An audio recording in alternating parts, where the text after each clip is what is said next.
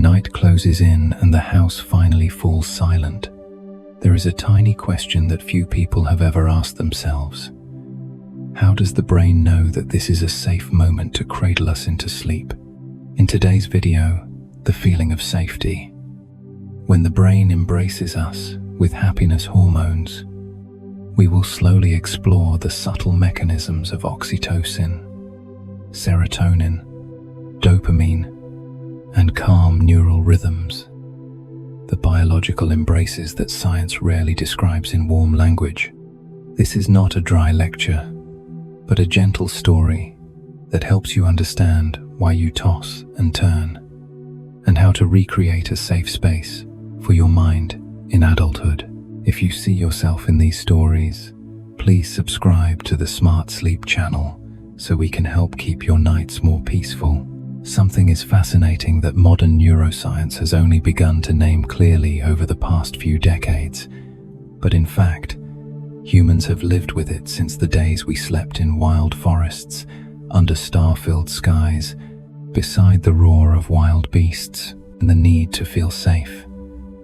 Before happiness, before joy, before dreams, before hope, our brain, with millions of years of evolution, does not seek happiness first.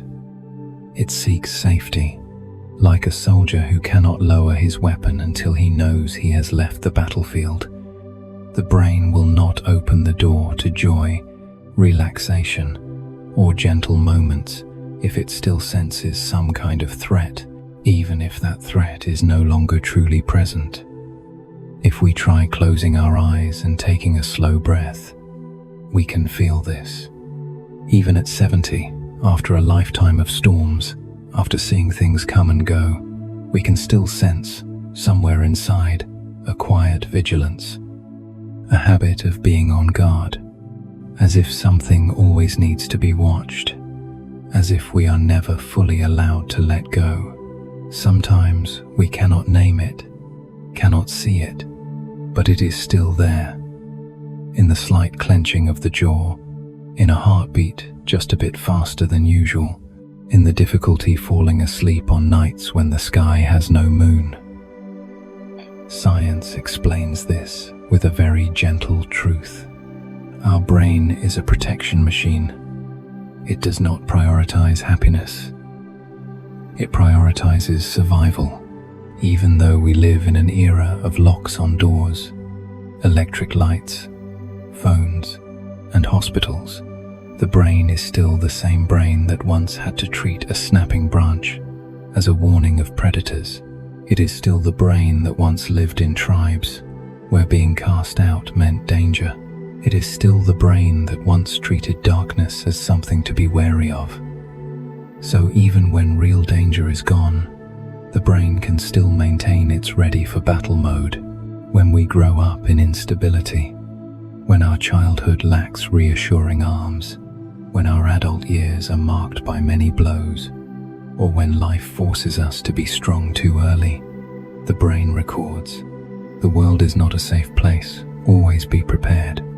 And that mechanism runs not only in the daytime, it follows us into sleep. It makes our sleep shallow. It makes us startle easily. It prevents the body from switching on deep recovery mode. That is why the feeling of safety is not a luxury.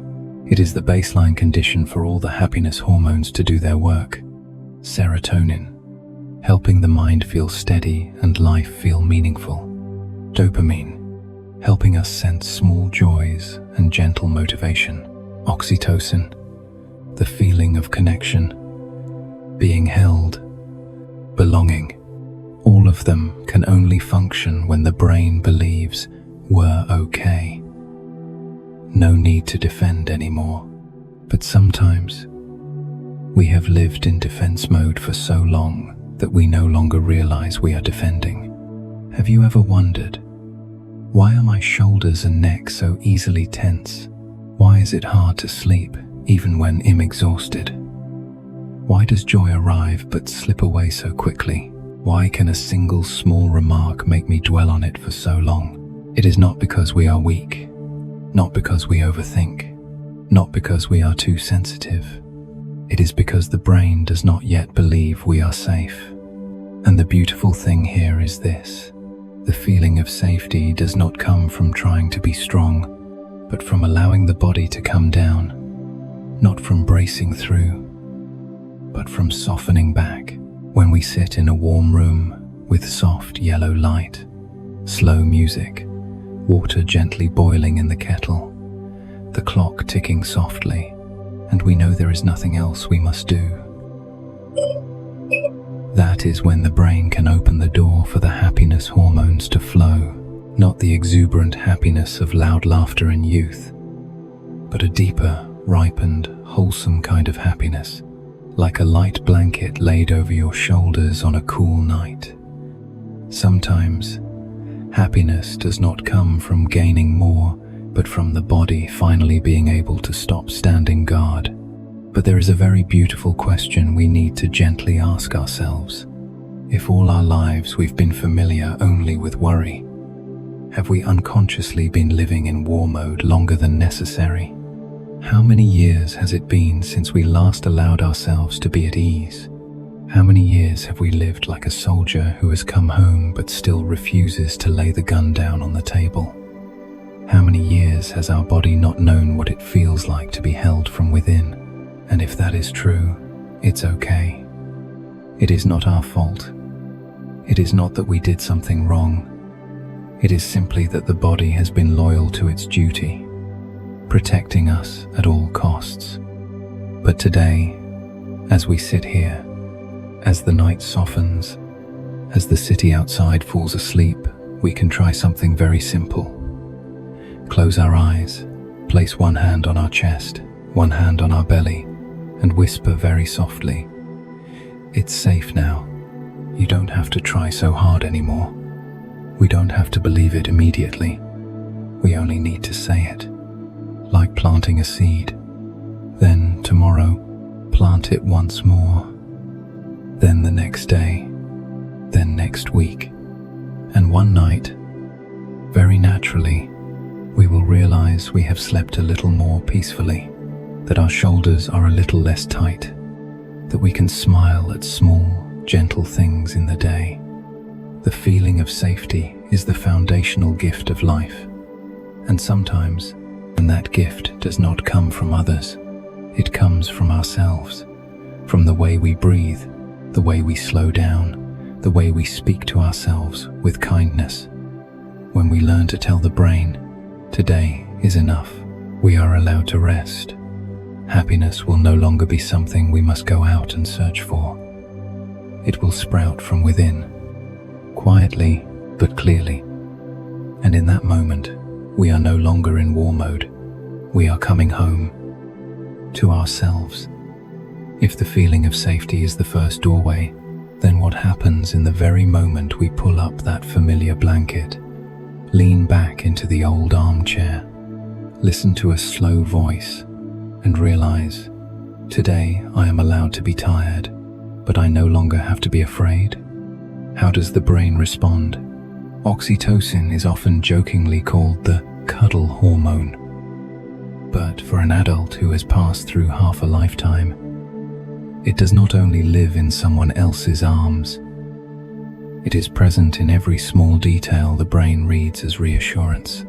Warm yellow light, the comforting weight of a blanket, a familiar scent in the bedroom, the steady hum of a fan or heater, the distant, muffled sound of cars like a soft backdrop, and sometimes nothing more than a steady, trustworthy voice that you know will not hurt you.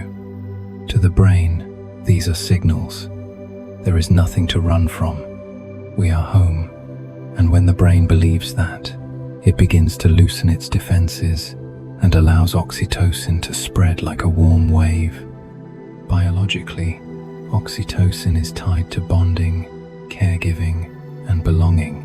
It is released when a baby is held, when two aged hands clasp each other, when we stroke a pet, and when we are listened to without judgment. But for people living in the modern world, especially those aged 45, 60, or 80, we do not always have someone's arms readily available. Children grow up and move to other states. A spouse may have gone ahead, old friends are scattered.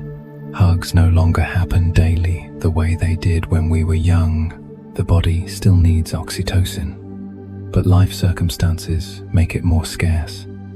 That is when very small objects step in.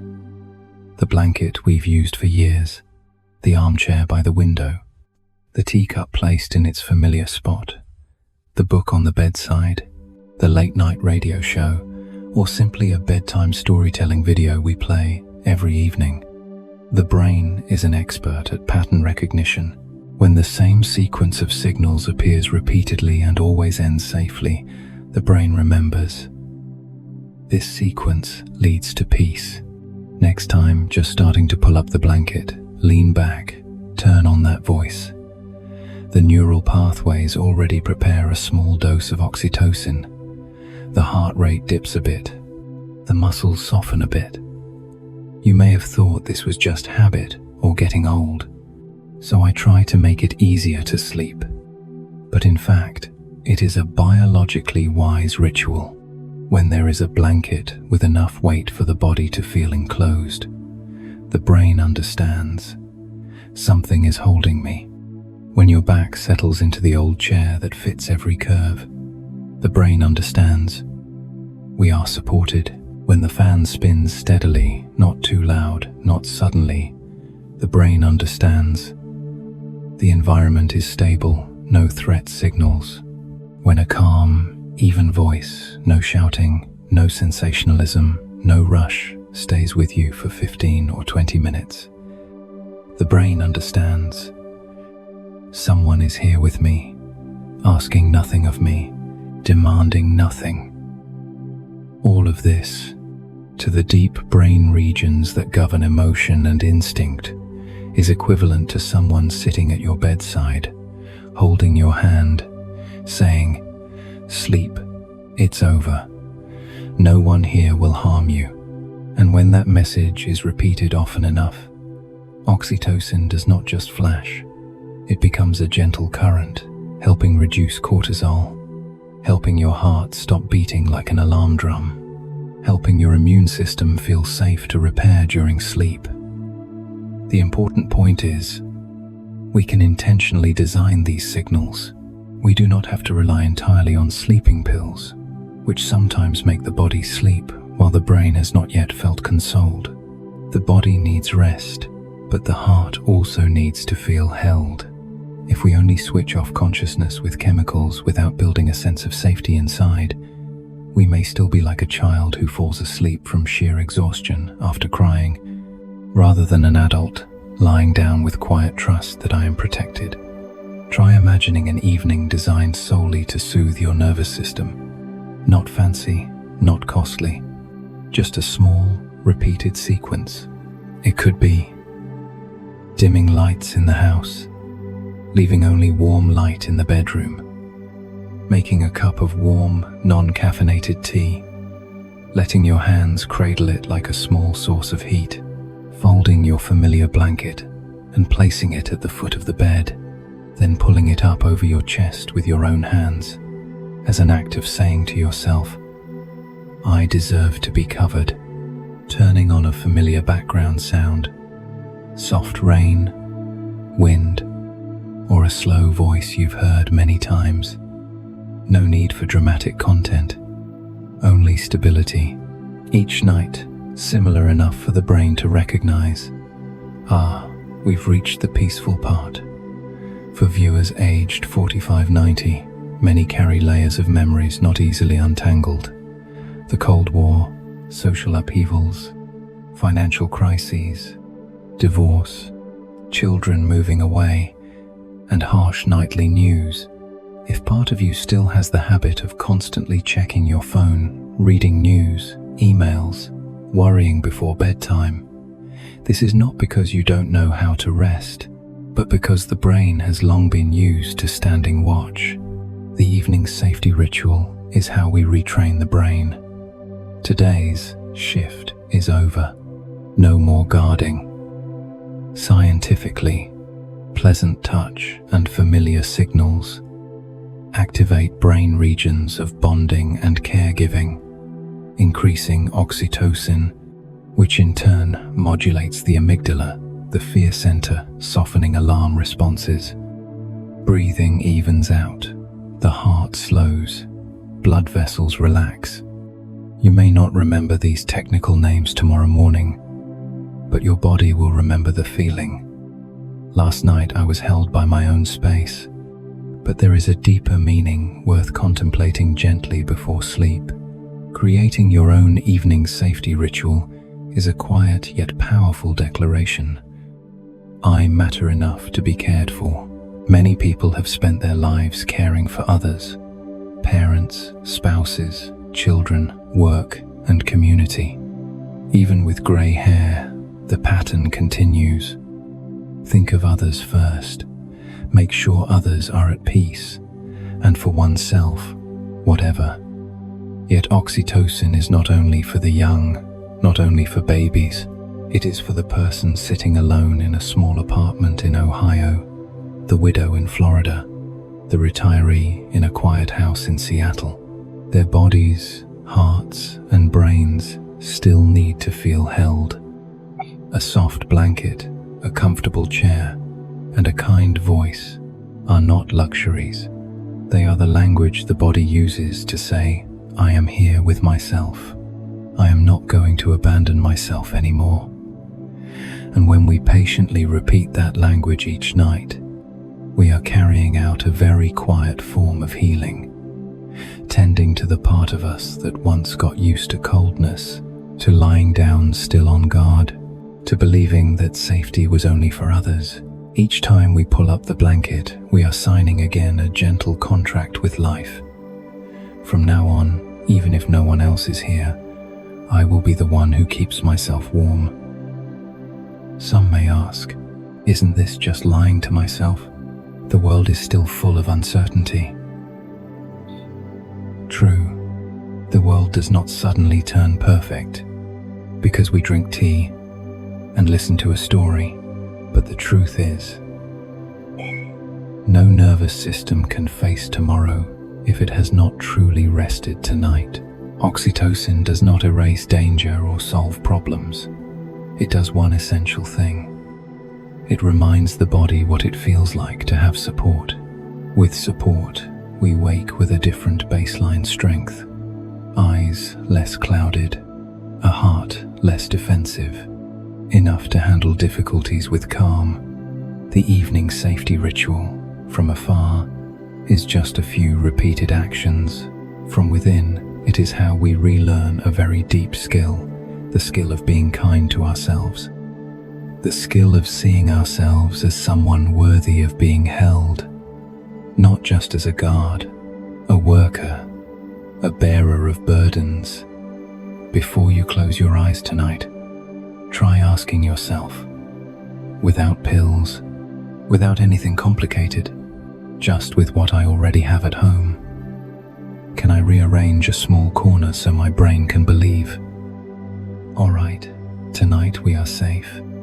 It might be putting your phone away from the bed, switching from white light to warm yellow, choosing a blanket with the smell of the sun, freshly washed and well dried, finding a voice you trust and listening to it every night like an old friend. And then, as these things repeat day after day, you will notice a small but precious change. Sleep comes more naturally. Spiraling thoughts soften. The heart no longer races for no reason. And in the morning, your body feels less like its energy has been stolen. This is not magic. This is neuroscience on your side when you give it an environment that lets it work in a healing direction. The quiet lesson here is this. At a certain age, happiness is no longer about chasing intense feelings, but about the ability to build intentional moments of safety. Those who care for their nightly sleep with gentle signals are quietly training a great capacity. The capacity not to abandon themselves in their most vulnerable hours. When you consciously create an evening safety ritual, you are telling life and your own nervous system, I cannot control everything, but I can choose how to end my day. And sometimes, with just that gentle choice, the quality of the rest of your life has already begun to change. If oxytocin is the gentle embrace that helps us feel safe in the present moment, then what stands behind it, quietly evaluating the entire day, deciding whether today was worth living, enough, belonging or not? What determines whether, when night falls, we exhale in contentment or sink into quiet emptiness? Serotonin is often simplified as the happiness chemical. But for someone who has lived 50, 60, 70 years, it is more like the loyal editor of each day's memories. It does not ask, was today dramatic? It asks, was today meaningful?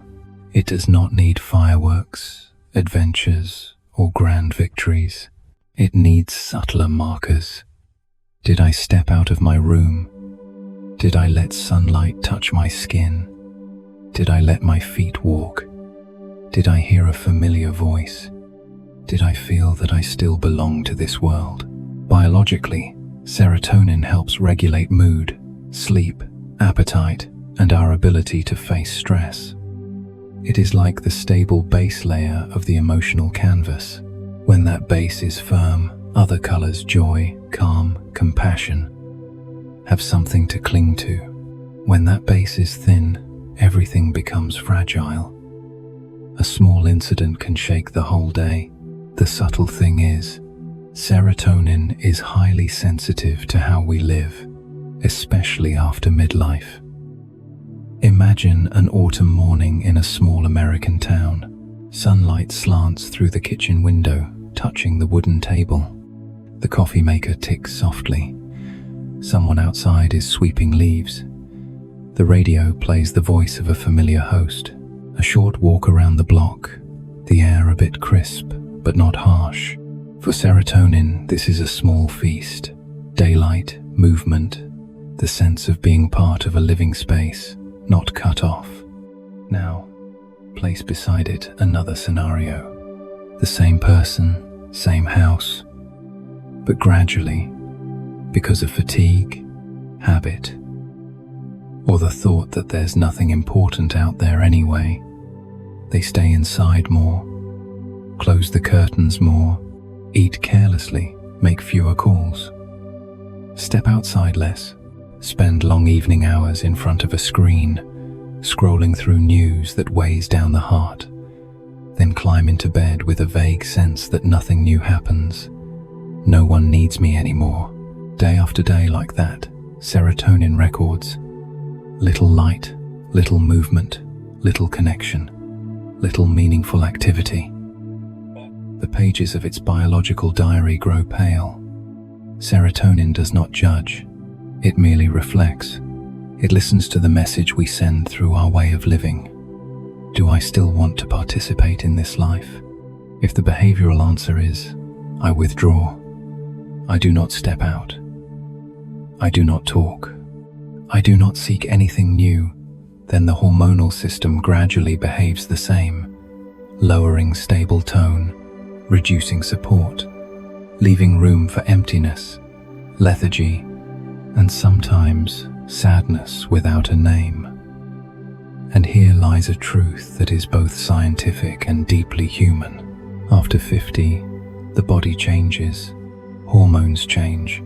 Some pains, losses, and separations are inevitable. If we just sit and wait for serotonin to handle it, it will not be enough. It needs our cooperation. It needs very small actions, like daily whispers to the brain, I still want to live as part of this world. Serotonin is supported when we get daylight, especially in the morning, when we move gently, slow walks around the block, walking the dog, gardening, or climbing a few stairs, when we eat nourishing food with sources of tryptophan such as eggs, dairy, beans, fish, nuts, combined with a mindset that this meal is care, not neglect. When we maintain even small connections, chatting with a neighbor, calling a child, texting an old friend, smiling at the cashier.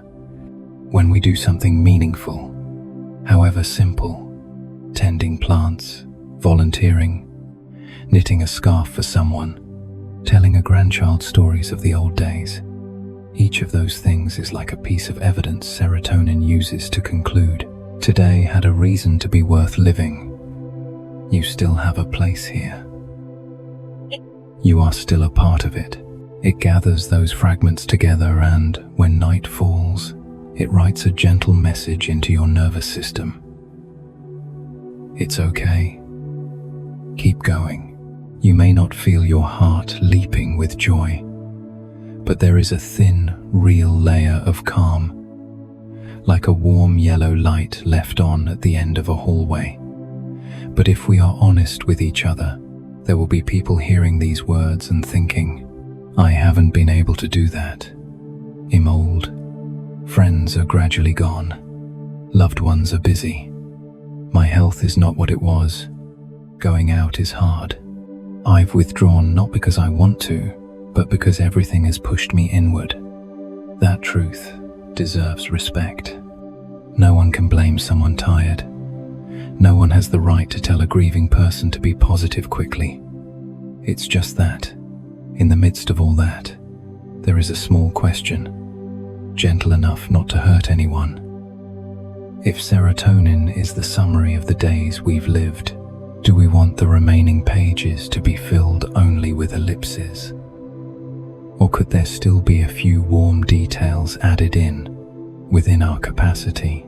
Not big things, not sudden changes, just opening the curtains for 10 more minutes in the morning so the light can fall into the room, sitting a bit closer to the window when you drink your coffee, adding one slow walk out to the mailbox and, on the way, looking up to see what the sky is like today, answering a phone call instead of letting it pass. Or, if no one calls, choose to call someone, join a book club, a church gathering, an art class, or a small club in your community. Signing up for a light volunteer activity, telling a piece of your life story to a younger generation, so you can see that your experience is not wasted. Each such action may feel like only a small ripple emotionally, but for serotonin, it is a bulletin. This person is still connected. This person still chooses to be present. This person still has meaning to give and receive. And when those bulletins appear regularly, your emotional baseline is less easily dragged down into feelings of uselessness or disconnection. States that so easily visit after 50, especially in a society that worships productivity. Serotonin does not ask you to be 20 again. It does not need you to run marathons, start a new company, or become an inspirational figure in the media. It only needs you not to unplug your life from the world. It needs you to give it a reason, however small, to maintain the sense, I belong. In the quiet of the night, when we lie down with a soft blanket and a slowing breath, serotonin is there too. Like a silent storyteller, it whispers to the brain. Today, even though you were tired, even though some things did not go your way, there was still that patch of light on the kitchen table, the cashier's smile, your grandchild's laughter on the phone, still that moment you stood up and took a few steps instead of giving up. There is still something that proves you have not disappeared from this picture. If in recent days you felt yourself withdrawing too much, avoiding calls, declining invitations, going out less, eating just to get it over with instead of enjoying, staying up late with spiraling thoughts that no one needs me anyway. See that not as a verdict on your character, but as a signal that your biology is lacking the raw material to make serotonin, and trust that you can begin again. Slowly. No one is too old to add one small ray of light to their day. No one is too late to step out onto the porch. Breathe in the cool air. Look beyond the screen. and realize they still stand in the same world as everyone else. No one is too late to pick up the phone and call someone just to say, "I miss you." Those things are not only emotionally good, they are real biological prescriptions. The quiet lesson at the end of this part may be this: serotonin is the honest mirror of everyday life. If we look into it and see only darkness, instead of blaming ourselves, we can gently ask, today, what images did I give that mirror to reflect? If the answer is very few, then tomorrow we can try adding one small thing, just one. One ray of sun, one step, one check-in, one kind act. Then the next night, one more very small thing. Gradually, without noise or display, those days will stack into a new history of your own. The history of someone who did not abandon themselves halfway, who did not completely retreat from the world, but chose to remain present in a quiet, manageable, but sincere way. And then, serotonin is no longer just a happiness hormone. It becomes a companion who, each night, sits down beside your bed, opens an invisible notebook, and whispers, "Today, we lived." Not just mechanically survived, but lived with connection, with meaning. You can sleep a little more peacefully now. If serotonin is the stable, low-key foundation that helps us feel our life still has meaning and a place, then what creates those tiny sparks of pleasure when we finish a task, tidy a corner of the house, or simply hear a grandchild's laugh over the phone? What determines that quiet sense of, that's all right, before we close our eyes? Dopamine, in many people's memories, has been tied to the high peaks of youth, the acceptance letter to university, the first job, first love, buying a new home, big trips, and clear and loud achievements. But for someone over 45, 60, or 80, if we keep using that same measuring stick, the later years of life can easily look like a long stretch of disappointment. The big milestones thin out, the first times become fewer. If the brain only rewards dopamine for that kind of grand victory, it will look at the current calendar and ask, what is there left to look forward to? Leaving behind a hollow that nighttime often magnifies, making it hard to sleep. Scientifically, dopamine is not simply a drug of addiction or pleasure hormone, as we often hear. It is the system that signals reward and expectation. When we do something and get a good result, the brain learns, this action has value. Do it again. When we look forward to something positive and it really happens, dopamine rises a bit, reinforcing satisfaction and motivation. But when we constantly demand overly big, overly dramatic rewards, or keep stimulating ourselves with fast, intense inputs, breaking news, social media, gambling, impulsive shopping, the dopamine system can become desensitized, harder to please, like someone who has listened to music too loud and can no longer hear a whisper. After 45, life no longer runs on constant leaps. The body and brain prefer rhythms that are slower, deeper, and more sustainable. Yet many of us keep secretly comparing ourselves to our younger selves. Old productivity, old strength, old status. The next generation succeeds in new fields, new technologies, new languages. While we may feel we're standing outside the glass, no longer at the wheel, if inside we still unconsciously demand that only big achievements like before can justify feeling good, the dopamine system will keep writing a cruel conclusion. Not achieved. Not enough. Not worth celebrating. And each such day is another night of restless sleep, because we end it with a sense of lack. But dopamine, when understood correctly, is a very flexible friend. It has no rule that the reward must be a big house, a luxury car, or a new venture. It only needs progress, results, meaning in terms the brain has been trained to recognize. Which means, if we gently adjust our reward criteria, we can retrain the brain to feel satisfied with small, realistic, genuine things, and from there, generate those light waves of dopamine that help the mind rest easier at night. Picture a perfectly ordinary afternoon. You decide to straighten the cluttered drawer you've been ignoring just for 15 minutes, or water the plants on the porch, or finally call that grandchild you've promised to talk to, or take a walk around the block, slowly, in your familiar shoes, or learn to use a new app just so you can video call more clearly with family. Each of these, when begun and finished, sends the brain a signal. I said I would, and I did. Dopamine answers with a small nod. Good. Keep going. No fireworks, no fanfare, just a very discreet satisfaction, but enough for you to lie down at night and say, "Today I did not abandon myself.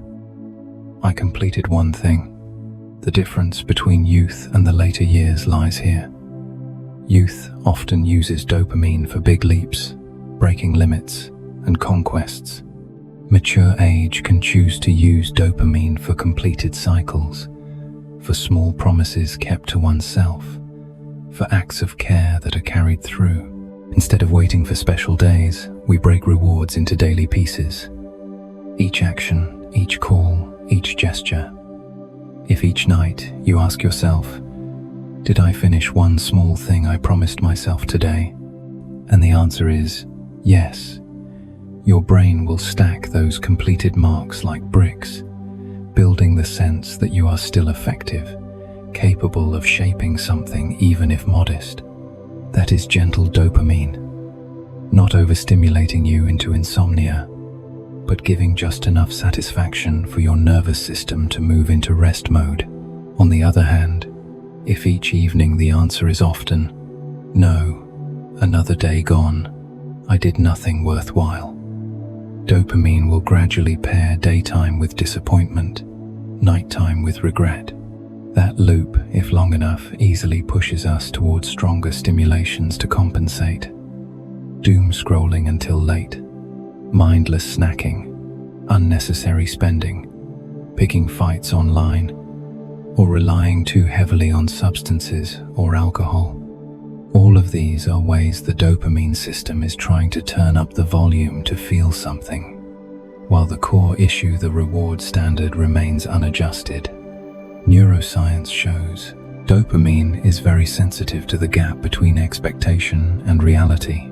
If we expect too much, every normal day looks like failure. If we learn to set softer expectations, closer to the reality of our current life, each day has more chances to be marked good enough. This does not mean abandoning ambition. It means shifting from loud ambition to a deeper quality, honoring the small things we can actually control. After 45, 60, 75, part of wisdom is accepting that not every door is still open, but many small, warm, nearby doors still are.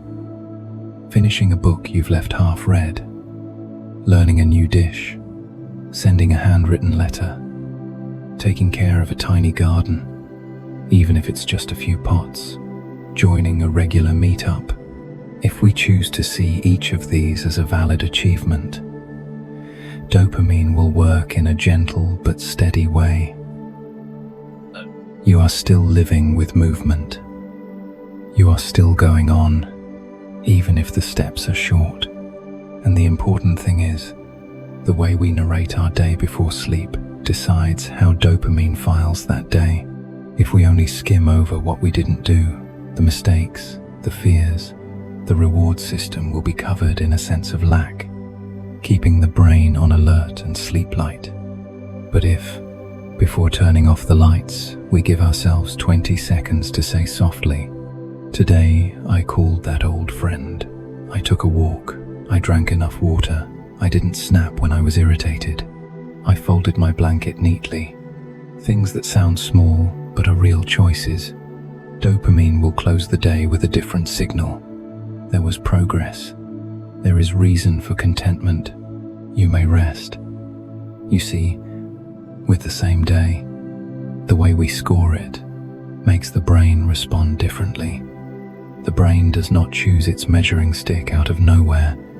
It uses the one we've handed over years of comparing ourselves to others, to our past, to unreachable standards. As we grow older, wiser, with enough experience to know no life stays in constant climax, this is a good time to change to a kinder, truer, more compassionate ruler. The quiet lesson to carry into sleep tonight might be this: dopamine in adulthood does not demand we become the hero on stage we once were. It invites us to become someone who keeps their word to themselves in the smallest things. That new kind of hero needs no audience, no applause, only needs to answer. Each night. Today, did I complete one thing I chose? If the answer is yes, even a tiny one, you have given your brain a deserved reward, softened an invisible sense of lack, and tucked an extra soft pillow under your sleep. And perhaps, if you patiently do that for many days, you will notice a subtle shift. Night is no longer a courtroom listing your failures, but a time to close the day with gratitude for the simple things you've fulfilled. Dopamine, then, is no longer a crashing wave, but a gentle lapping of water against the boat, rocking you quietly into the night. If gentle dopamine is the nod of satisfaction for the small things we complete in a day, then why are there nights when, even after everything is done, doors locked, lights off, blanket pulled up, the brain still refuses to settle? Why does the body say, "We're safe," while inside it still feels like an alarm is blaring? Very often, the answer lies in a familiar name we seldom truly understand. Cortisol. People often call it the stress hormone, which sounds negative. But in truth, without cortisol, our ancestors would not have survived. It is the warning system, the gate guard, the bell that rings when something needs our attention, our standing up, our facing, our action. When there is a threat, cortisol helps the heart beat faster, pushes blood to the muscles, and sharpens the brain so we can run or fight. For brief moments, it is the miracle of survival. The problem only begins when that bell never stops. In the modern world, the predator is rarely a beast outside the door. It's an unpaid bill, a full inbox of warnings. Relentless news, a war memory surfacing at the sound of a siren. Worry about a partner's chronic illness. The feeling of being left behind after a divorce. A house gone quiet after the children move out. Nights in intensive care, realizing our body is no longer the same. All of these, if not acknowledged and soothed, can feel to the brain like danger not over. So cortisol, loyal as ever, keeps running. Many people at 45, 60, 80 lie in bed in a completely safe house, doors locked. Neighbors quiet, yet inside feel as if they're lying in a trench.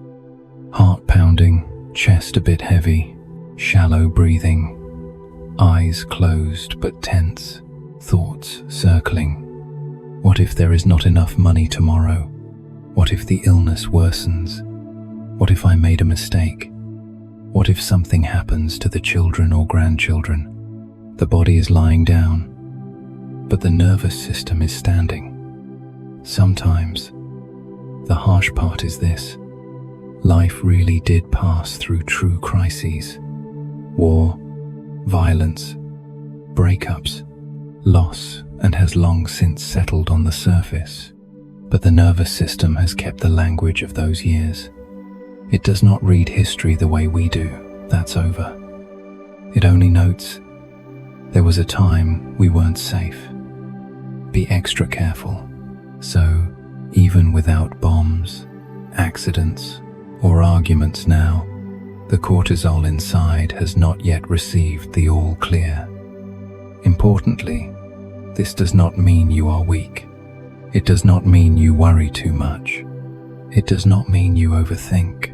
It means the protection system in you is doing its job too well, so well it has forgotten the shift can end. So how do we tell the body? Things are different now. It's safer now. You may rest. First, understanding cortisol gently is already a step. Cortisol has a natural rhythm. Higher in the morning to wake us, lower toward evening so the body can prepare to rest. But when we live in chronic worry, work late, feed ourselves stressful content until night, drink lots of caffeine, sleep irregularly, or endure major shocks, this rhythm is disrupted. Cortisol stays high, or drops, then spikes again. The brain becomes used to never fully turning the alarm off. In midlife and later, this is even easier to happen because we have accumulated many layers of memory, responsibility, and unanswered questions. The subtle point is, those who have carried others for years, who have survived storms, often have the habit of having to think of everything. They don't permit themselves to let go, and the brain, taking them at their word, doesn't either. We cannot command cortisol, stop, but we can create conditions for the nervous system to understand that such a high alert is no longer needed. The all-clear signals are not found in shallow, positive slogans, but in specific, repeated actions that speak directly to the deep brain, where language is sensation, not argument. For example, breathing. When we breathe fast, high in the chest, shallow, the body reads danger. When we breathe slowly, more deeply, especially with longer exhales than inhales, the body reads no running needed.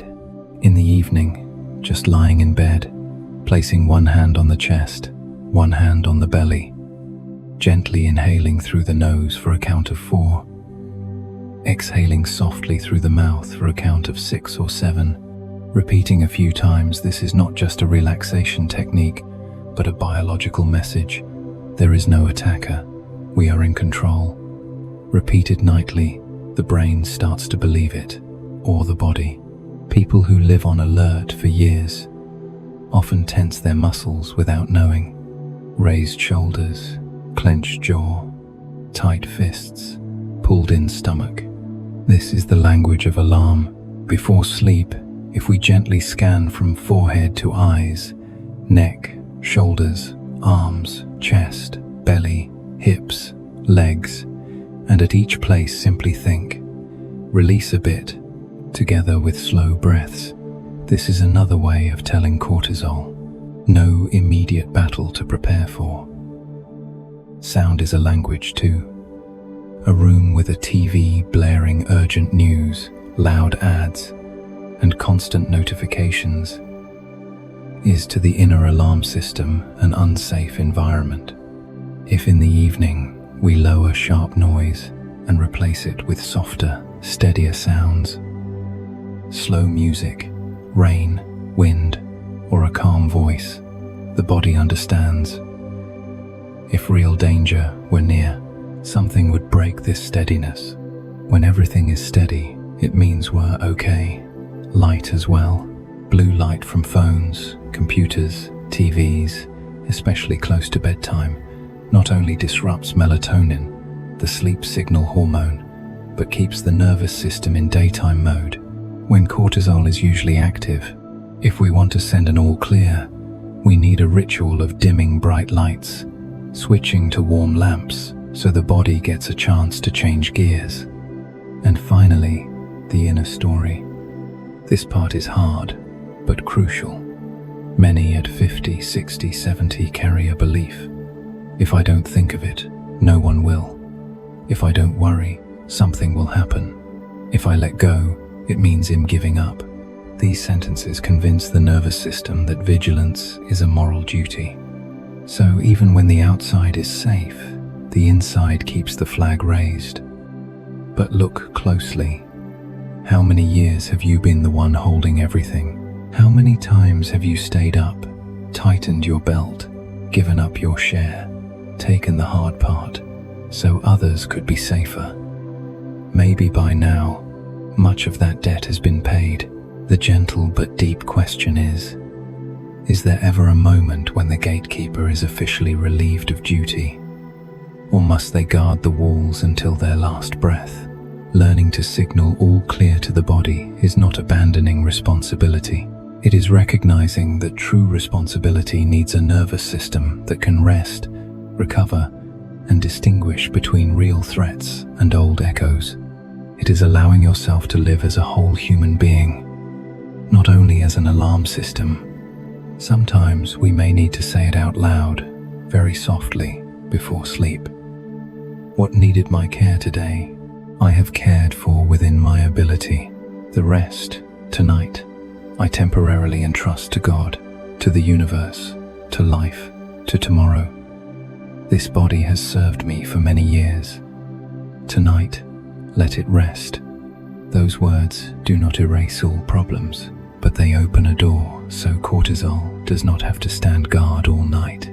If long ago, in war or hardship, you once slept amid sirens, flashing lights, frightening news, then now, lying in a quieter room, you deserve a different kind of sleep, one that does not have to say every night, "Be careful, you never know," but sometimes can say, "Tonight, it's enough."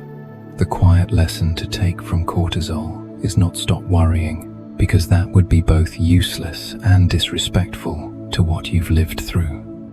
The lesson is, see each night as a chance to practice shifting from the role of guard to the role of one who lives. One longer exhale, a few more moments of release, one small ritual of turning devices off instead of scrolling until the last second. One kind sentence to yourself that, here and now, in this room, at this hour, nothing is attacking you. If you can do that, even just a little at a time, your body will start to trust a new command. Not every night is an alarm night. There will be nights that are, finally, truly, nights of rest. And perhaps, from this ability to say all clear to yourself, you will step into the later part of your life with a different kind of strength. The strength of someone who understands that protecting yourself is not only about standing guard, but also about knowing when to open the gate and let peace in. If cortisol is the siren that hasn't quite been switched off, is there a hotline from the brain down to the body that can gently pick up and say, "It's okay now, you can lower your weapons"? Is there a biological switch, kind enough and simple enough, for us to touch every night? The vagus nerve is one of those quiet answers. The name sounds unfamiliar, but it's not mysterious and certainly not mystical. It is a real nerve, running from the brain down through the face, neck, heart, lungs, stomach, intestines, like a long road lined with sensors, always listening to whether the body is at war or has come home. Whenever the vagus nerve receives signals that things are peaceful, it sends a crucial message back up to the brain. No more fighting needed.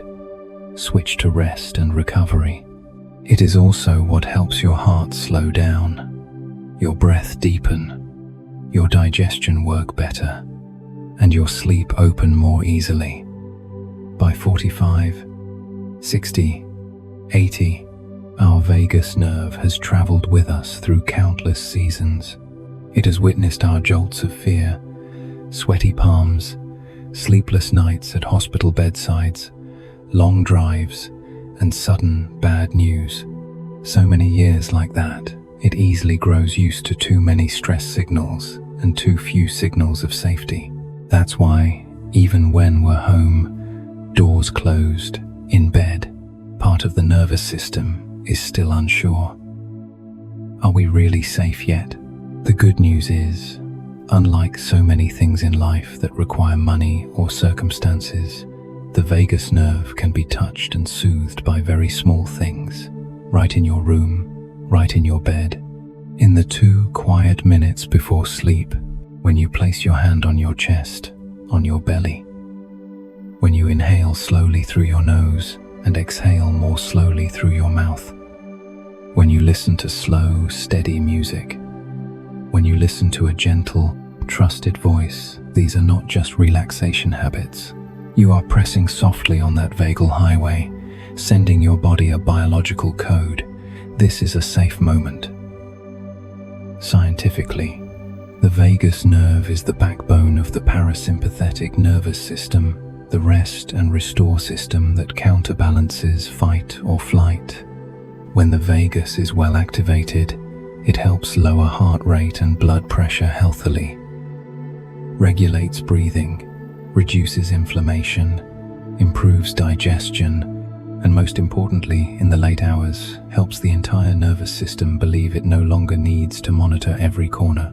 Simple techniques like deep breathing, lengthening the exhale, soft vocalizing, like humming, whistling, quietly reading, placing a warm hand over the chest, lying on your side, hugging a pillow, listening to steady sounds, all travel along the vagus. Imagine you're lying in bed in a quiet house somewhere in Ohio, Texas, California, or a small town on the East Coast. The lights are mostly off, only a soft pool of light remains on the bedside table. Instead of letting your mind run back to bills, test results, and your children's worries, you give yourself 2 minutes to try a very simple ritual. You place your right hand on your chest, your left hand on your belly. You inhale slowly through your nose, just enough for your belly to gently rise, counting to 4. Then you exhale through your mouth, very softly, like releasing a small breeze through your lips, counting to 6 or 7. You repeat a few times. No forcing, no demanding yourself to be calm, just giving your nervous system a chance to see. This is not the breath of someone running. This is the breath of someone lying in their own bed. In that moment, the vagus nerve receives a very concrete message. Slow, even breaths with long exhales only appear when a creature feels it does not need to stay on guard. No animal being hunted breathes out slowly and deeply like that. It pants, it holds its breath, it tenses. So when you give yourself the breathing pattern of a creature not being hunted, the brain is forced to reconsider. Maybe we really are safe.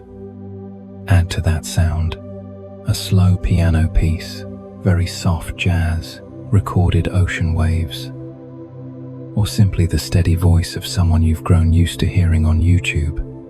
Every night the same, with almost unchanging rhythm. The vagus nerve is extremely sensitive to steadiness.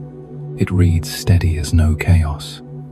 If danger were near, sounds would change, break, and crash in.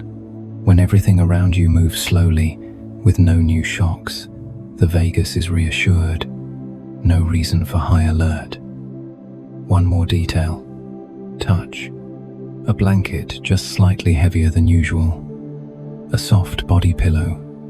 Comfortable sleepwear, a pair of socks that keep cold feet warm. All of these sensations send the brain the signal of being held. The vagus runs through the chest, abdomen, and internal organs.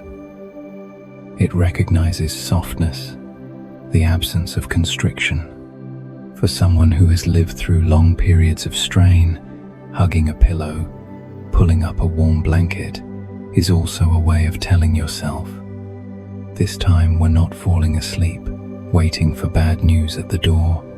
This time we're sleeping in our own embrace. Many people who have spent their lives caring for others will laugh when they hear things like, put your hand on your chest, breathe deeply, hug a pillow. What good will that do? Sounds childish, But behind these small gestures is not some meaningless self-comfort trick. It is neurophysiology.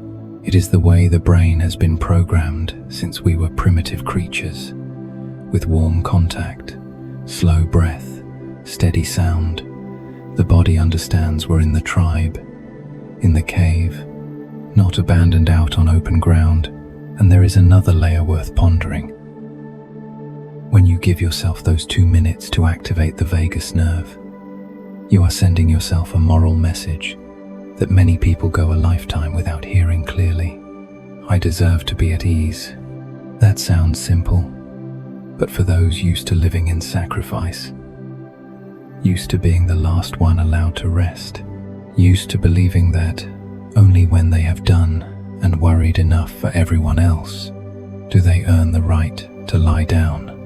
The sentence "I deserve to be at ease" is a quiet revolution. The vagus nerve does not care who you are, what job you had, how successful or unsuccessful you've been, or how big or small your bank account is. It only answers one question: is this organism giving me signals of safety so I can switch into rest mode? If you simply sit a bit more upright, breathe a bit more slowly, reduce stimulation, treat your body a bit less harshly, it will do the rest. Slow the heart, soothe the stomach, make your eyelids heavy, let sleep draw near. If you have lived through harsh diagnoses, family crises, and great losses, it is entirely understandable that your vagus nerve is on guard most of the time. There is nothing wrong with you, but precisely because you have been through so much, you especially deserve to learn how to give your nervous system a new experience. A deliberately created small, safe harbor each night. No one can promise you that nothing bad will ever happen tomorrow, but you can give yourself one modest, precious gift.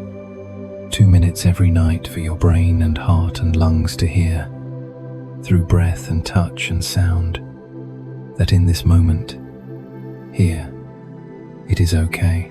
The quiet lesson within this whole story of the vagus nerve is this: peace is not just something that falls onto the lucky. It is a biological skill that can be trained slowly and gently through small actions repeated long enough. Each night, when you choose not to scroll one more round of news, but instead place your hand on your chest, breathe deeply, listen to a soft voice, and let yourself sink into that rhythm, you are strengthening the resilience of your inner highway of calm. You are teaching your nervous system that not every bell means a fire, and not everyone expects you to be perpetually ready to sacrifice. And perhaps, one day, you will suddenly notice the moment you turn off the light is no longer the moment you are dragged back into tense memories, but a sweet signal for a familiar ritual in which someone very important is waiting to be cared for. When you gently activate your vagus nerve each night, you're not just helping yourself sleep more deeply. You are sending into the rest of your life a quiet but powerful declaration. I was not born only to brace myself. I was born to have nights that are truly at peace. If the vagus nerve is the road that helps us shift the body from tension into relaxation in the present moment, then what decides whether that road is wide or narrow, clear or blocked? From the very beginning, why is it that some people calm down with a single deep breath, while others feel their unease rise the more they close their eyes? The answer often lies somewhere both far and very near. Childhood, not as a slogan for blame, but as a silent base setting for the entire safety hormone system in the body for the rest of life. When we are little children, the brain has few words, no philosophies, and no complex concepts. It only has sensations. It asks very simple questions. When I cry, does anyone come? When I'm scared, does anyone explain? When I make a mistake, how do the adults look at me?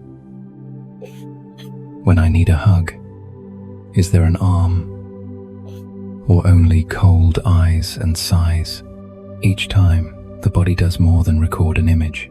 It records a biological reaction. Does the heart race or slow? Does the belly clench or soften? Are tears blocked or allowed to fall on a safe shoulder? Repeated over and over, those experiences become an internal safety map. If a child is held enough, explained to, looked at without disgust when they are vulnerable, their brain learns, when something happens, I can go to someone, I can soothe myself, I can wait for a hand. Their stress system cortisol learns to turn on when needed and off when done. Oxytocin, serotonin, and dopamine get wired to respond to connection, effort, and kindness. But if a child grows up amidst yelling, violence, cold silence, in a world where crying is annoying, questioning is disrespectful, needing a hug is weak, and mistakes are shameful, their brain must choose another survival strategy. It learns that safety is in bracing alone, guessing alone, guarding alone. The alert system fires more often and shuts off less easily. Cortisol runs long. Oxytocin becomes mixed with the risk of harm. Joy arrives with a warning. There will be a price, and that map, if no one helps them re-examine it, is still there when that child is 50, 60, 80. So some people enter old age in a quiet house, but inside still carry the biology of a child who was yelled at for breaking a glass, left alone in a hospital corridor, trembling while listening for their father's footsteps to guess whether the night would be calm or a storm. These memories may be buried deep in conscious recall. It's in the past. Everyone had it hard.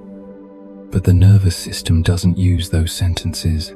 It simply keeps doing what it once had to do. Distrust good things, brace for blows, refuse to believe it is loved without conditions. This is not abstract theory. Neuroscience shows that early attachment experiences truly shape how the body's stress axis, the hypothalamic pituitary adrenal system, functions.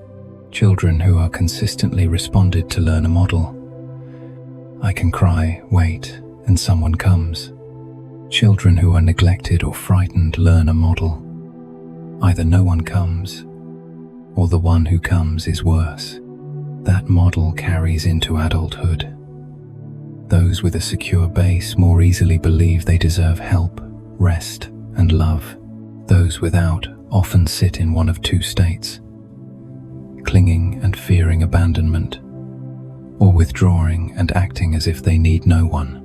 Both make the safety hormone system work harder. By 45, 60, 75, many begin to ask themselves, why is it so hard for me to believe anything good is really for me? Why do I react defensively even when someone is kind? Why do I doubt compliments, fear, love, and then conclude, that's just my personality? But if we look deeper, there is a gentler answer. The child inside has never had anyone sit down, look them in the eyes, and say, you are not wrong for wanting to feel safe. Is it too late at this age? Is there any point in revisiting it? Won't it just hurt more? The answer from both science and many people's real experience is, the brain can learn new ways throughout life. It cannot erase the past, but it can build new pathways and links. One of the key steps is changing how we speak to that inner child, the part of us that once trembled, was misunderstood, and had to grow up too quickly. Tonight, before sleep, you might try recalling not your whole childhood, but a single, small scene. Yourself at 6, 8, 10, standing somewhere, the backyard, a school hallway, the kitchen, a corner of the house, in a moment when you felt lonely, scared, or ashamed. Don't rush to blame anyone or analyze. Just see it as a third person, as an older you now looking at another child. You may notice something strange. With today's heart, you would not speak to that child the way adults once did. You wouldn't snap. Stop it. Don't be a nuisance. You wouldn't call them weak or useless. You would, almost instinctively, want to go over, sit down, put a hand on their shoulder, and say, "It's okay. It's not your fault. You don't deserve to be shouted at like that." That is the starting point of gently resetting the safety system. When we allow ourselves, even just in imagination, to treat our own memories differently, the brain records a new experience. Faced with fear, there is now also a defending voice. Faced with a mistake, there is also understanding. Faced with hurt, there is not only isolation, but also an embrace. Of course, imagining does not change the past, but it changes the message the nervous system receives now. When each night, instead of repeating old verdicts, "You should be stronger," "You're stupid," "You're unlovable," we replace them with something as small as, "I've tried so hard. I have survived so much. From now on, I will not speak to myself with the voice of those who frighten me." We are, in fact, lowering cortisol and giving oxytocin and serotonin a better chance to work in healthier ways. The aging brain is not frozen. It still hears every word we say to ourselves before sleep. If, at the quietest moment, we instinctively scold ourselves for being sick, weak, dependent, slow, forgetful, we are repeating our old model. Being weak means being attacked. But if, slowly, we learn to say kinder things, "Of course, I'm tired today. This body has served me for so many years. It's okay to forget sometimes. It's okay to walk slowly. It's okay to ask for help," then the safety hormone system receives a completely new message. Weakness no longer equals danger. This is not numbing ourselves with illusions. It is changing the inner environment, like switching bedroom light from harsh white to warm yellow. If we've spent a lifetime under the light of scolding, vigilance, and criticism, it will take time for our eyes to adjust to softer light. But only with softer light can the body truly relax. Another gentle thought. The way we treat ourselves now is also a message to the next generation about what safety means. If we only know how to be hard on ourselves, if in old age we still brace, refuse hugs, see vulnerability as shameful, our children and grandchildren will learn, to be loved, I must never fail. To have value, I must never be tired. But if we now allow ourselves a bit more kindness, accept help, say today, "I need to rest," treat softness as normal, we are quietly installing a new sense of safety in their inner maps. The quiet lesson to carry into sleep is not dig up the past to blame. It is to look back with new eyes. In your childhood story, there was a child who did everything they could to survive conditions they did not choose. Today, the one person who can still arrive late, but arrive right, is you, the older, slower, wiser version. If tonight, before you close your eyes, you only whisper inside one small sentence, "You back then did well. From here, let me take over." Now you are allowed to rest. Then perhaps some very deep part of your nervous system will, for the first time, believe that not every good thing is a trap, and not every safety will vanish. And perhaps, in the quiet of such a night, you will sleep not as someone trying to forget the long day, but as someone who has finally found a place for their inner child to sit down, lean their head, and no longer stand watch. When we start softening toward that inner child, acknowledging that we deserve to be safe, another slow question appears. Why is it that even knowing all this, there are still nights when the room feels too wide, the bed too empty, and the heart faintly aching for another hand? Oxytocin, the hormone we've called the hug chemical. The bonding chemical does not only show up in romantic love or when holding a newborn grandchild. It lives in very ordinary moments. A light touch when handing someone a cup of tea, a squeeze on the shoulder when meeting after church, a goodbye hug at the airport, sitting side by side on the sofa watching a simple show, but feeling calm because I am not alone. It is the deepest biological language, proving that humans are designed to live in one another's arms, not as islands. But stepping into 60, 70, 80, many people across American towns and cities, from wooden houses in the Midwest, quiet apartment blocks on the East Coast, to sunlit suburbs in California or Florida, gradually face a reality few name out loud. There are fewer arms. A spouse may have passed. Children are grown, busy, living in other states. Friends from the same era are ill, moved away, or in care homes. Neighbors change. The street no longer holds familiar faces. Social media is noisy and crowded, but a screen tap is not the same as another hand. Modern medicine can give us blood pressure pills, painkillers, sleeping tablets, reflux meds, statins, rows of neat bottles in the cabinet. But there is one thing no pharmacy sells in a box: the feeling of someone truly sitting beside you to ask, "How are you today? Did you eat all right today? Was there anything that made you happy today?" When those questions fade, oxytocin grows quiet. And that absence is not just a sad feeling, it has a clear biological shape. Lighter, broken sleep, waking up in the night, startling at small hallway sounds, negative thoughts sticking more easily, a loneliness that makes the heart feel heavy, as if carrying a small stone. People find it hard to believe they still matter to anyone, and the body, like every biological system, reacts to the message.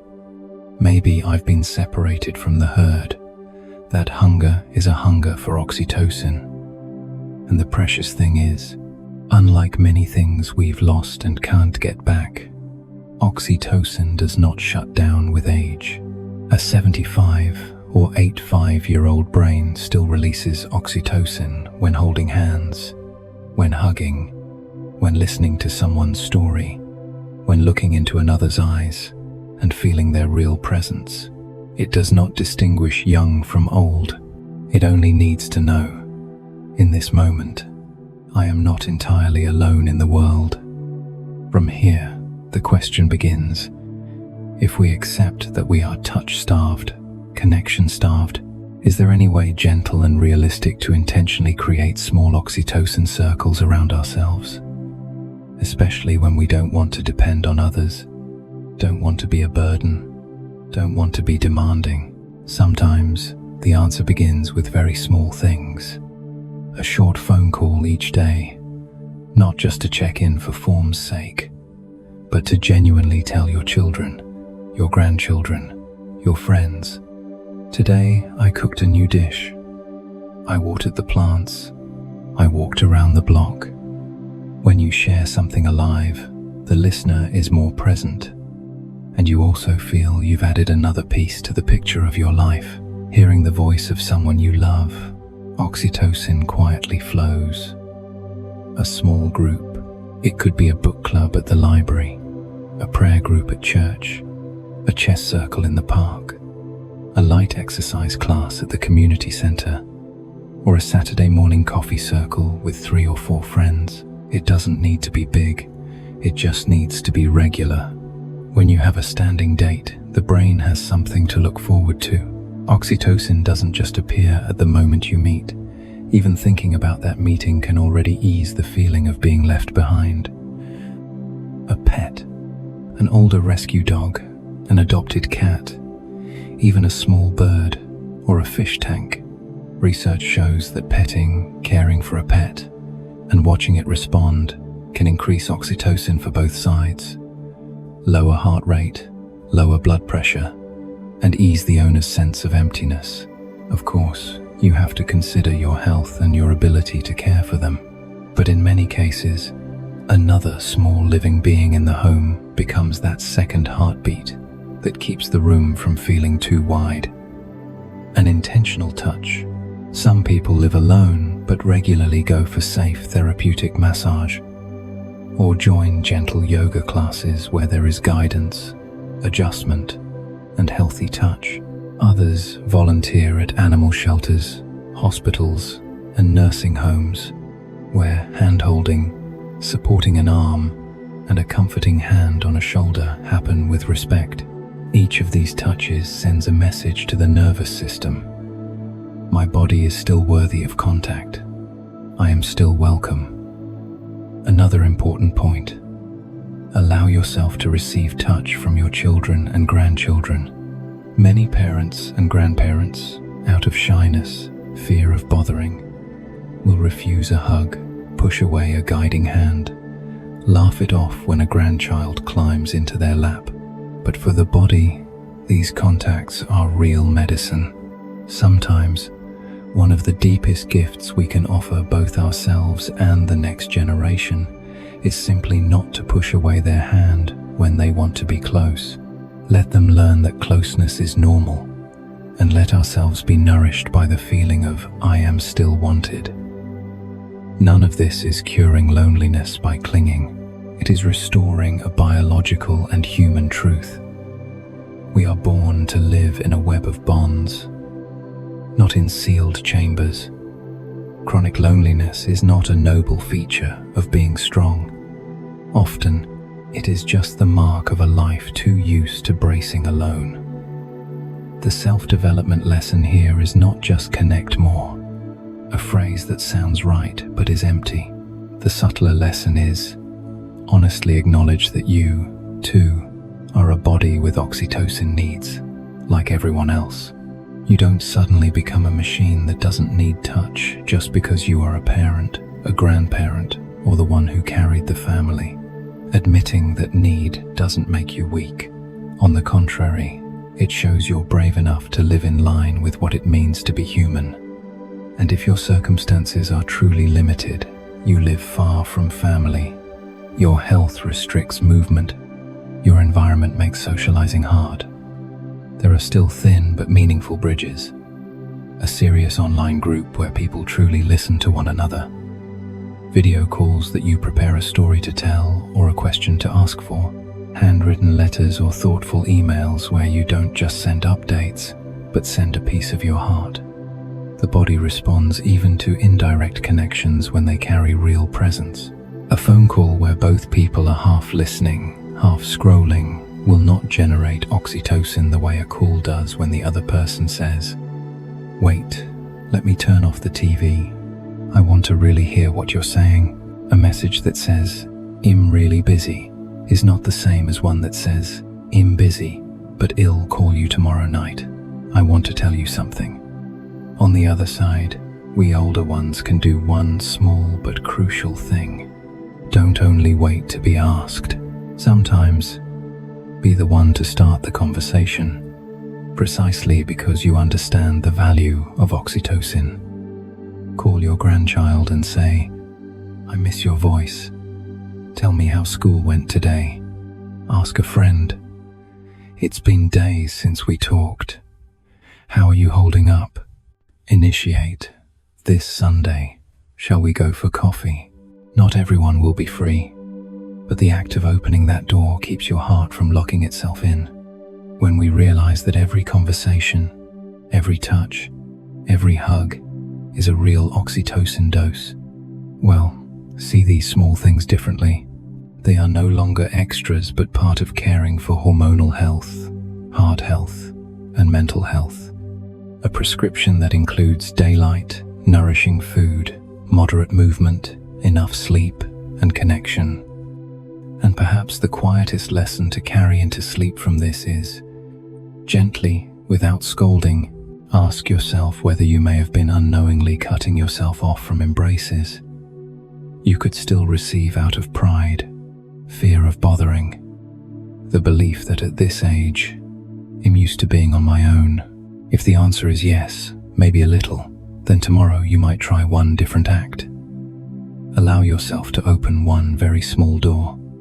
Send a message, make a call, hug someone, pat a dog's head, hold someone's hand while crossing the street. No one is too old to need less loneliness. No one is too late for their body to stop starving for oxytocin. And no one is required to walk the rest of the way armed only with pills and without a hand to hold. If tonight, before closing your eyes, you can whisper to yourself, "Tomorrow, I won't just take my medication. I'll seek one more small connection," then that promise itself is already a seed of deeper sleep. Because your brain knows your heart still wants to step out, still believes there are small circles of warmth left to wrap around you in this often too wide world. If loneliness is the silent hunger for oxytocin, then what happens when we are not only connected, but also feel we are still useful, still a needed part of the bigger picture? Is there a kind of happiness that is not loud, not fireworks, but quietly lifts us from within? Our brain has a beautiful capacity. It doesn't just respond to receiving, but also to giving.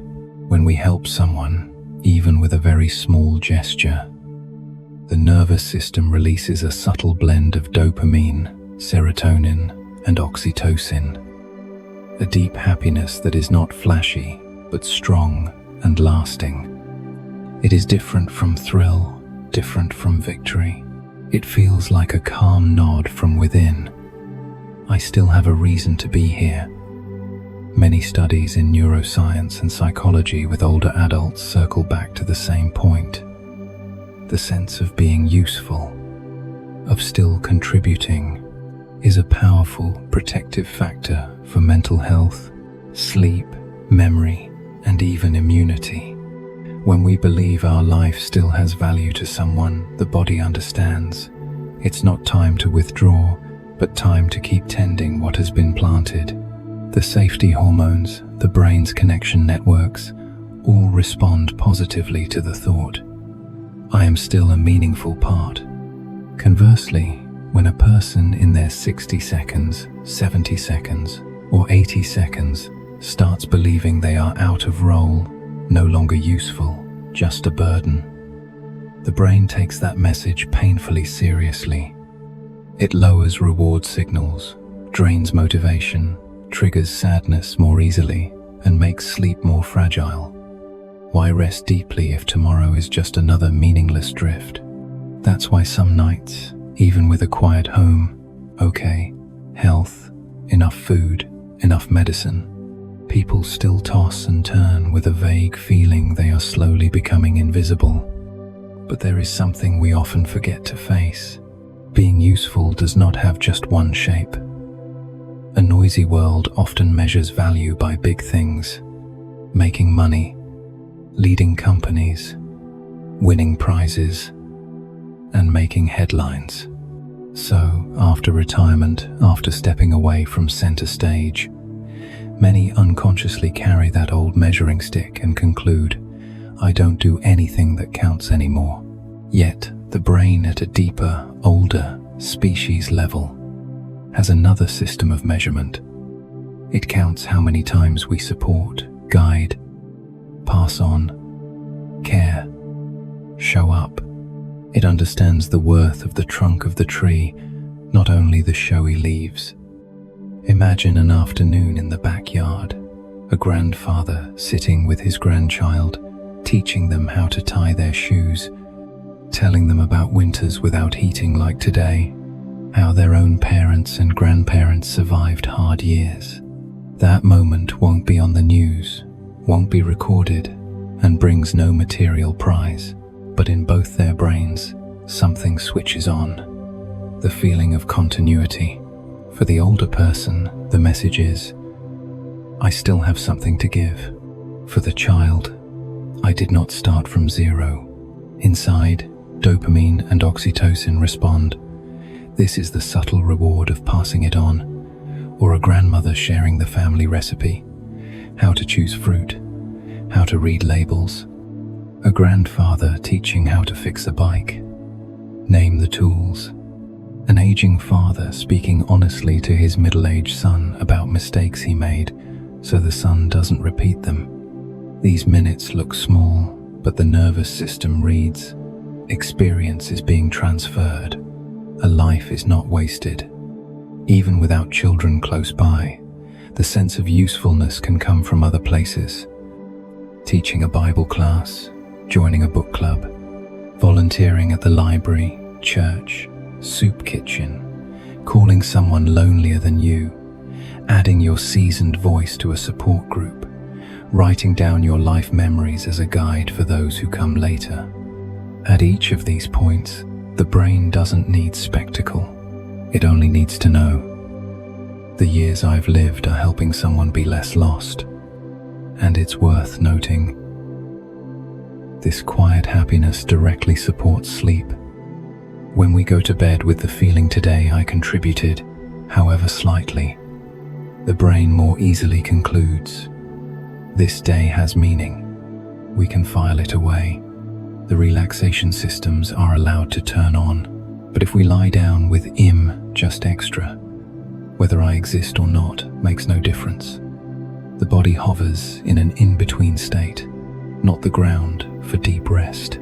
It's like a storeroom nobody wants to organize because they think nothing inside will ever be used. This does not mean we must force ourselves to take on more, prove our worth, or become the hyperactive senior stereotype from commercials. No. Quiet happiness does not need speed. It needs depth. It needs sincerity. It needs a simple point of contact between what I've lived and a real need out there.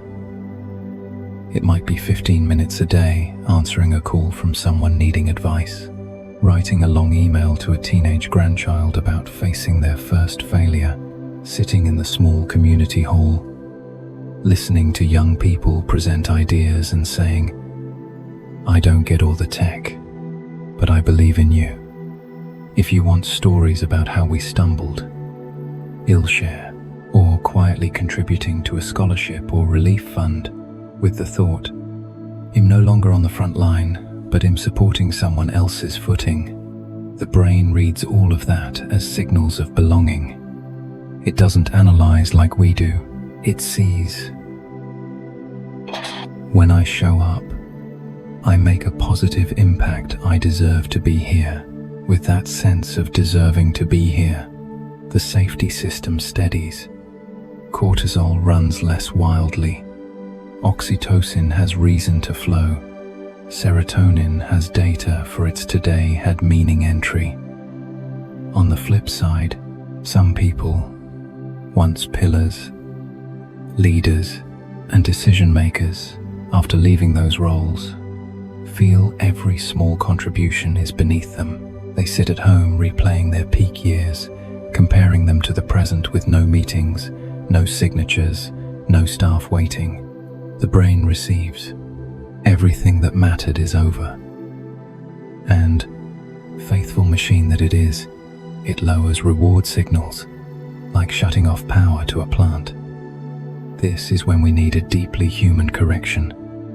Instead of asking, what big thing can I still do? Try asking, with the experience I have, what warm thing can I do today? Big or not, society scores. Warm or not, your body knows. An afternoon, listening attentively to your grandchild talk about online school, asking one kind question can be more valuable than an old speech. A timely word to a newly widowed neighbor can be a lifeline. One I understand, I've been there too, can save someone a sleepless night. When we allow ourselves to see these gestures as contributions, not trifles, the brain starts giving out quiet happiness more steadily. It's that peaceful feeling, not dramatic. When you turn off the light knowing, I no longer run, but I still uphold, like an old tree trunk that no longer sways with young branches, yet its roots hold the soil, give shade, support vines, and offer birds a place to land. The tree trunk image is worth taking to sleep. In a forest, no one looks at an old trunk and says, useless. We know the forest stands partly because of them. In family, community, and collective memory, those who came before are the same. The question is whether we ourselves accept being that trunk, or believe the cruel story that I am now just dead wood. If tonight, before sleep, you try changing the question, instead of, what do I have left? Ask, today, in some very small way, was I a trunk for anyone? Maybe for a grandchild, with a story, for a child, with patient listening, for a stranger, with a non-judgmental look, for yourself. By taking your medicine on time, doing light exercise, so you don't cause extra strain for your caregivers, that too is a contribution. Not abandoning yourself, so others won't have to carry more than necessary. When we see self-care as part of our responsibility to those who follow, healthy behavior becomes giving, not just selfish. The brain loves that kind of meaning. It rewards us with a feeling of uprightness, fullness, neither arrogant nor ashamed. And that feeling is a good mattress for sleep. The quiet lesson here, to you lying and listening to these words, is feeling useful does not require you to run as fast as before. It invites you to sit down, look at your life from above, and recognize the circles you can still nourish with your quiet presence. Don't rush to believe the voice that says, they don't need you anymore. Often, the younger ones are silent because they don't know how to ask, how to reach, or how to express. You have the right to choose for yourself the role of tree trunk, standing, unobtrusive, but not disappearing. And perhaps, if tonight, before closing your eyes, you whisper, tomorrow I'll find one very small way to be a trunk for someone, then in the moment that sentence forms, a little quiet happiness has already begun to be released, because your brain understands. Your journey has not ended with a full stop. It is shifting into a deeper chapter. The chapter of someone who knows the greatest safety is not being praised, but resting in the assurance that you are still quietly supporting the footsteps behind you. And with that feeling inside, sleep usually comes more gently. When we realize we are still a tree trunk quietly supporting those who come after, still useful in our own quiet way, something very gentle happens. The urge to strain to prove something begins to loosen, and in that space, a very small, very kind question appears. If I've already done my best within my limits today, can I, tonight, allow my brain to hear the sentence it may have been waiting for so long today is enough? Something is interesting about our brain and hormones. They don't just react to big events. They respond deeply to small, repeated signals. Each night before sleep, the moment we talk to ourselves is like the final minutes of an internal meeting no one else attends. There, we either quietly sign another verdict. Not enough, not done, not good, not worthy of rest. Or we sign a pass. Today is enough. Rest. When we often unconsciously choose the first option, the nervous system adjusts accordingly. Cortisol, the guard hormone, stays up, refusing to drop. Heart rate stays higher than necessary. Breathing is shallow. The brain keeps checking lists. What do we worry about tomorrow?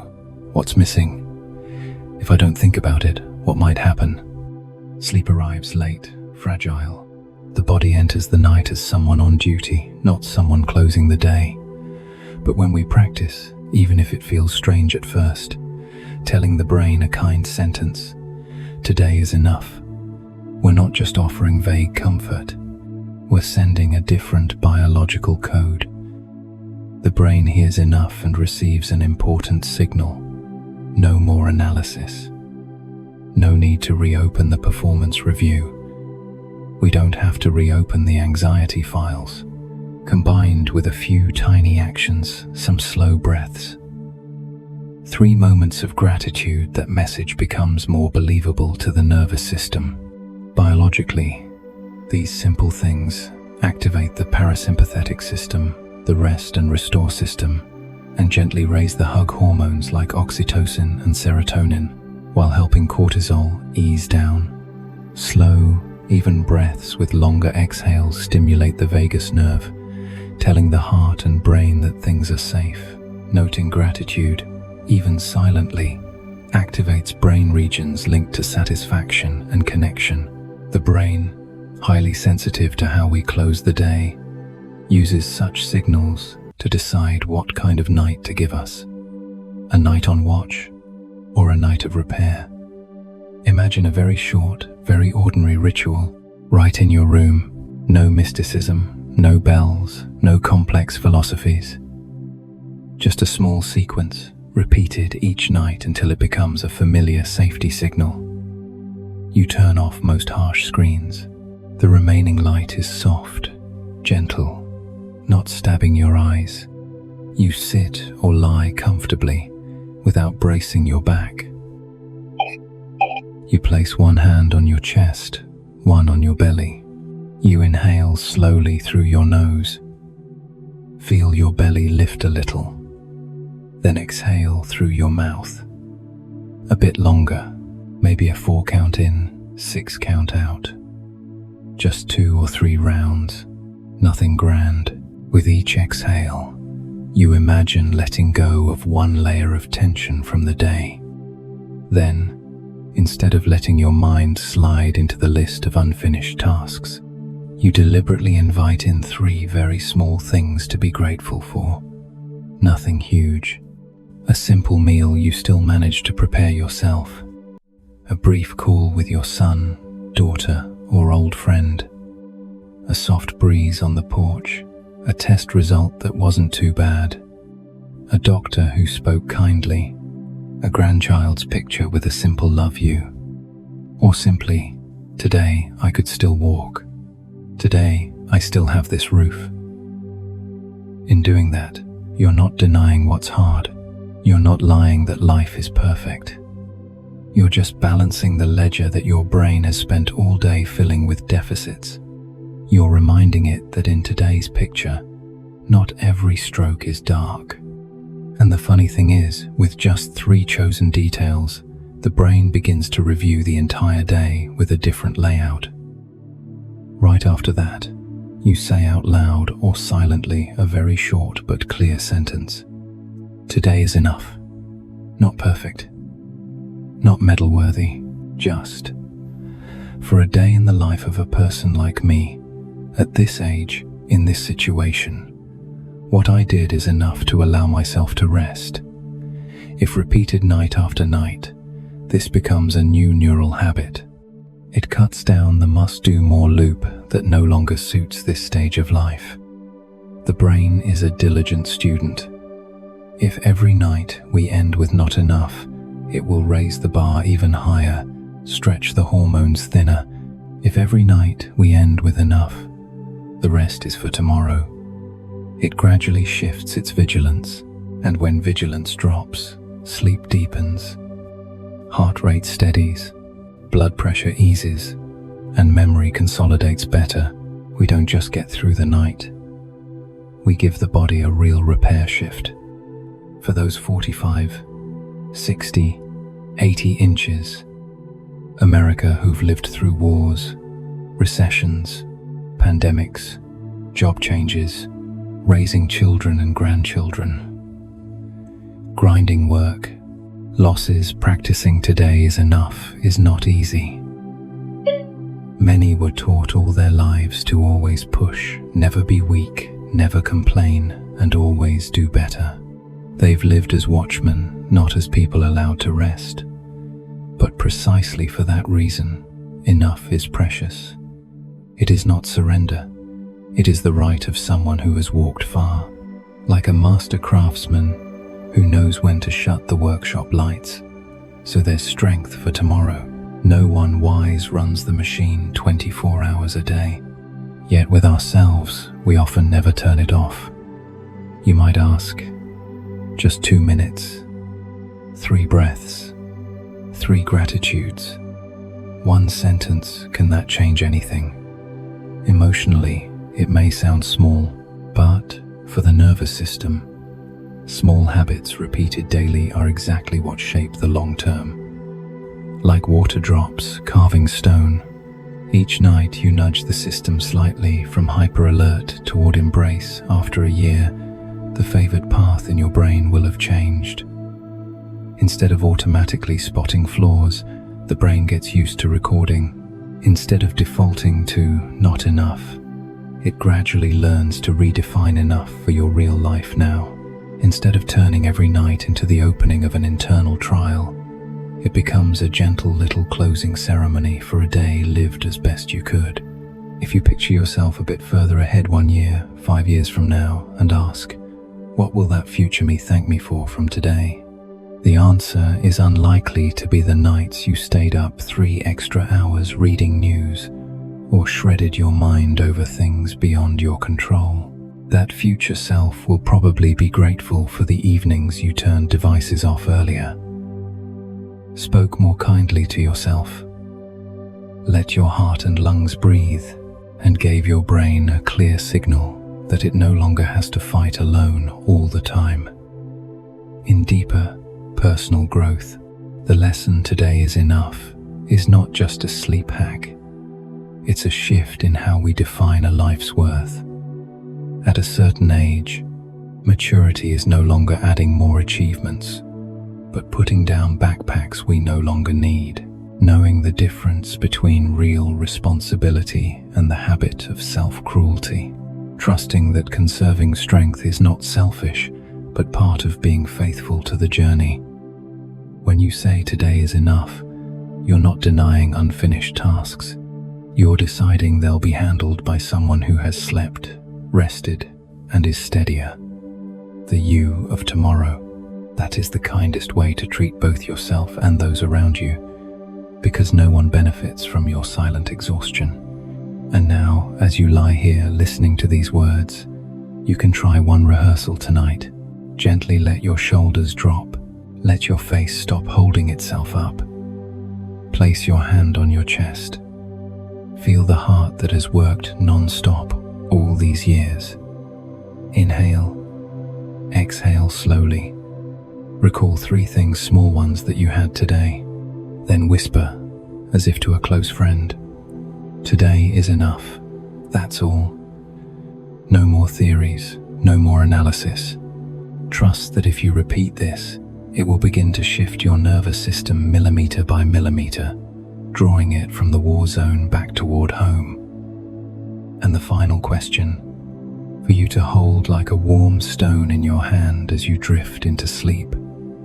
If every night, for the next 365 nights, you give yourself exactly 2 minutes of safety, 2 minutes to breathe, be grateful, and say enough, how different will your inner life be?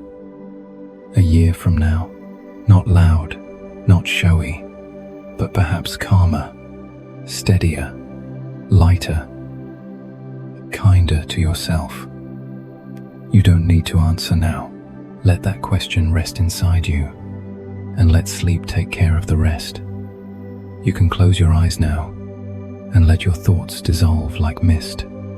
If your mind still wants to wander, let it continue its journey to the next video, where we'll go deeper into the mysteries of the soul. And if your body is already tired, Just let this sound lull you into sleep. No need to try. Just breathe, and remember everything you are searching for is already lying quietly within you.